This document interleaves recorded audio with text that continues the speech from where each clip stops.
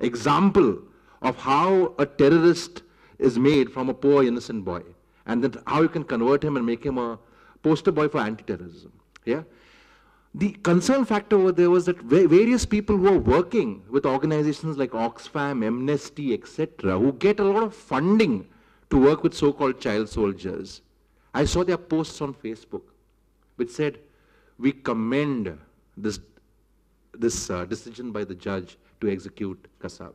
And I asked them, I said, you guys are in jobs because you get funding, to help the child soldiers. So why can't you see Ajmal Kasab as a child soldier? So this is the problem. The problem is petty thinking. The problem is we all like to talk, but we don't walk the talk. And I think it's very deep-rooted in humanity, and until and unless we have a change within each of us, an attitudinal change, to see things in a different light, sustainable peace is not possible. Mr. M.C. Raj, please. Hi, good morning.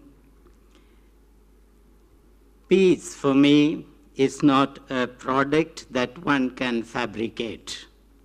Peace is the inner quality in the inner, peace is the quality in the inner being of a personality that grows with a person. Inasmuch as a nation has and develops a personality, it may have peace. When peace is sought to be established through missiles, as did George Bush, the product peace will be deceptive. When Indian government tries to produce peace through the Armed Forces Special Powers Act, the product peace will be deceptive. When I was a small child growing in the school from standard 1 to standard 8, the name that was given to me in the school was Kakapi, that is, crow's shit. This is the name with which I was called by my students and teachers for 8 long years.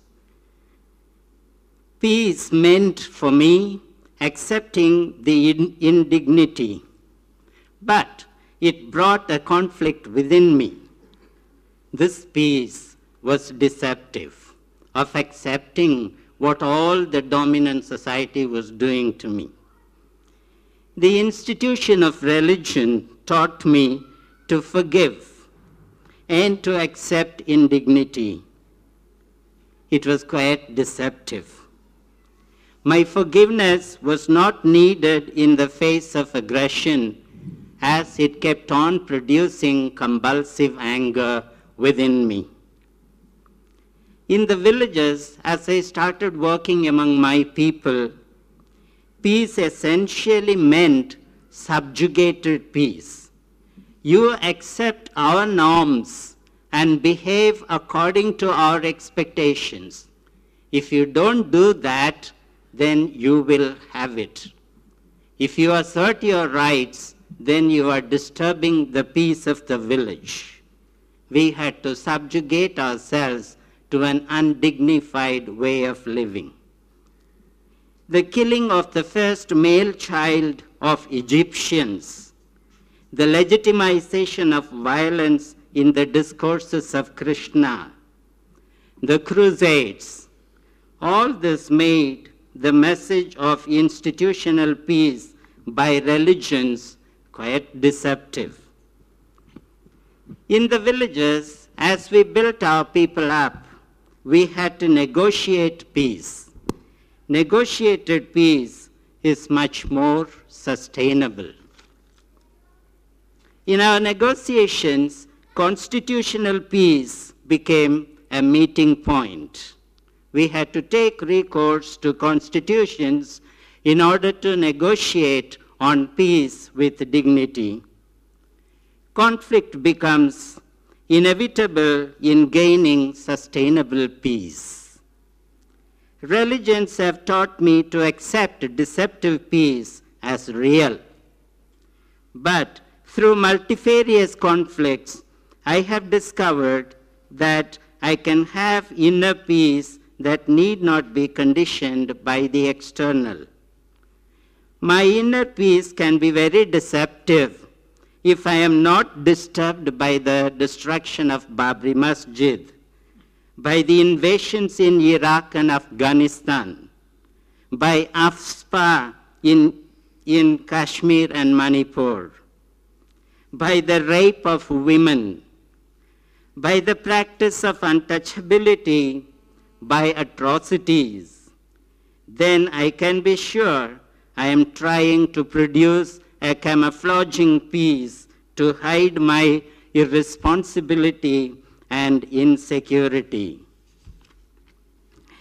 When I live in harmony with my inner being according to the rhythm of the cosmos, when I do not participate in the destruction of nature, when I resist the rape of my mother, the earth, when I fight for the dignity of my people, their rights, their entitlements, when I strive hard to stand against militarization, production of weapons of mass destruction, against criminalization of the victims of globalization, caste system, and capitalism, then I can be sure that my personality has a quality that is embedded in the inner being. My inner being can never deceive me. Peace that springs from the inner being of an individual, of a community, of a nation, is the rock bed of sustaining institutional, negotiated, and constitutional peace. Thank you. Thank you, Mr. Raj. Mahesh Bhatt is a very well-known person. You know the name Mahesh Bhatt. So Mahesh Bhatt ji, please. Well, I'm not the film director. People keep on mistaking. Good morning. I would, in the course of my work, I, come across, I visit a lot of conflict zones, see a lot of conflict, and then, of course, now the whole country, the whole world has become a conflict zone. So I was kind of thinking what could be done and what is required to bring about real peace. Then over a period of time, I realized it basically is within us, within the individual. I wouldn't blame the politician. I wouldn't blame the military. I wouldn't blame the generals or terrorists, so-called terrorists. But I would say I would take a kind of philosophical view to it and say it all lies within us. If an individual is not peaceful within, then the family is not peaceful within. If the family is not peaceful within, the community is not peaceful. Then the neighborhood, the city, the nation, the world, so on and so forth. So I would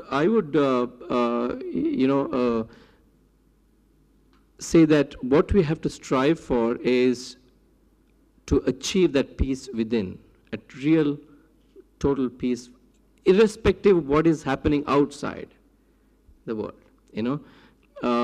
It's very difficult to do. It's not easy.